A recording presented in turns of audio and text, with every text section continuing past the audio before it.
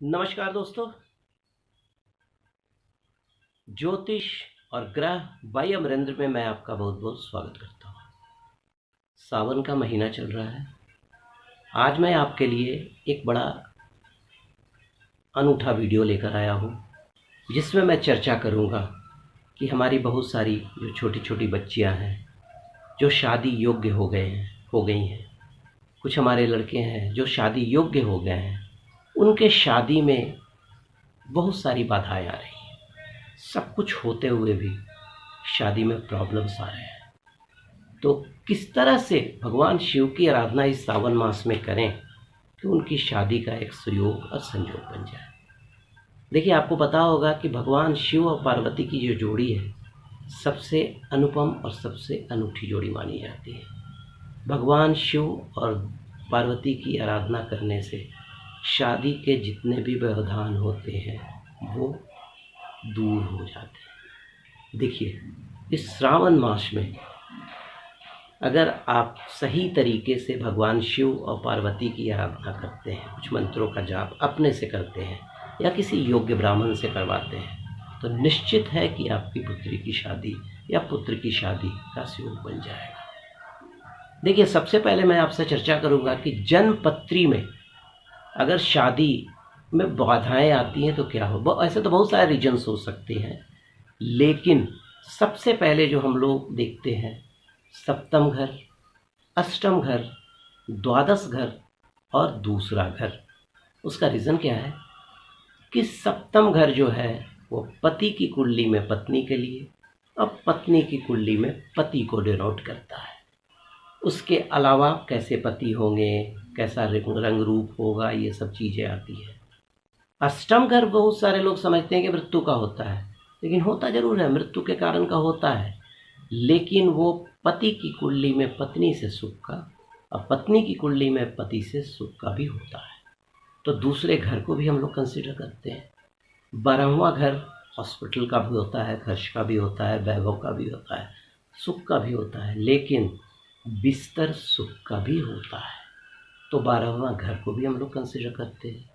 और दूसरा घर जो होता है वो कुटुंब का होता है, तो दूसरे घर को भी हम लोग कंसिडर करते हैं।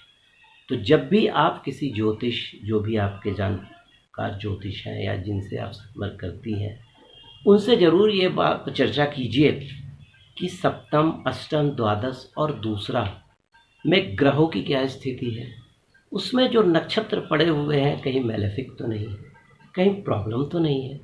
इसीलिए आप ध्यान दीजिएगा कि अगर इन घरों में, जैसे लगन में, द्वादश में, अष्टम में, सप्तम में, चतुर्थ में अगर मंगल आ जाएं, तो मंगल के कारण मांगलिक दोष हो जाता है और थोड़ा विकार पैदा होता है, तो शादी में बाधाएं भी आती है।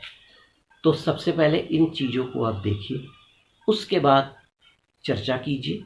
चर्चा करने के बाद जो भी उपयुक्त स्टोन वगैरह हो उसको कीजिए। लेकिन उसके साथ अभी सावन का महीना चल रहा है, अरे साल में एक बार आता है मौका, एक महीने का, इसका उपयोग कीजिए और भगवान शिव और पार्वती की आराधना कीजिए। आपकी शादी का जो संयोग है वो बिल्कुल बन जाएगा। देखिए, आपसे मैं कुछ मंत्रों की चर्चा करूँगा। उस मंत्र का जाप अगर भगवान शिव मंदिर में जाकर भगवान शिव का अभिषेक और भी जो पारंपरिक पूजा करने के बाद इस मंत्र का आप जाप करें। वो मंत्र है ओम तत्पुरुषाय विद्महे महादेवाय धीमहि तन्नो रुद्र प्रचोदयात्। इस मंत्र का जाप कीजिए, 108 बार कीजिए। भगवान शिव को शहद चढ़ाइए, जल चढ़ाइए, घी चढ़ाइए। देखिए, अगर इस मंत्र का आप रेगुलर जाप करते हैं तो शादी के योग बनने शुरू हो जाएंगे।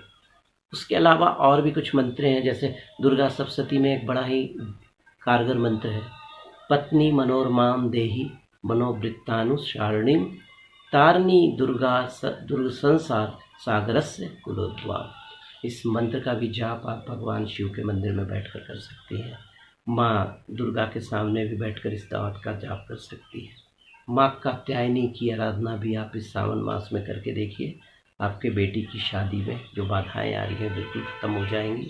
और वैसे भगवान शिव पार्वती को ये मंत्र भी बहुत पसंद है, ओम उमा महेश्वराय नमः।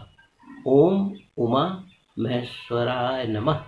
आप उसको दूसरी तरह से भी उच्चारण कर सकती हैं। ओम उमा महेश्वराभ्याम नमः। ओम उमा महेश्वरभ्याम नमः। ओम पार्वती नमः। ओम पार्वती नमः। इन मंत्रों का भी आप उच्चारण कीजिए, मानसिक जाप कीजिए। आप देखिएगा कि जो शादी में अड़चनें आ रही है वो बिल्कुल ठीक हो जाएगा। और पूरे महीने श्रावण मास में भगवान शिव को गुड़ और शहद जरूर अर्पित कीजिए। इससे अगर कुंडली में कोई मांगलिक दोष होगा उसका भी निराकरण हो जाएगा। और चूँकि हम लोग जानते हैं शुक्र और बृहस्पति ये दो ग्रह जो होते हैं वो शादी के लिए सबसे अनुकूल माने जाते हैं।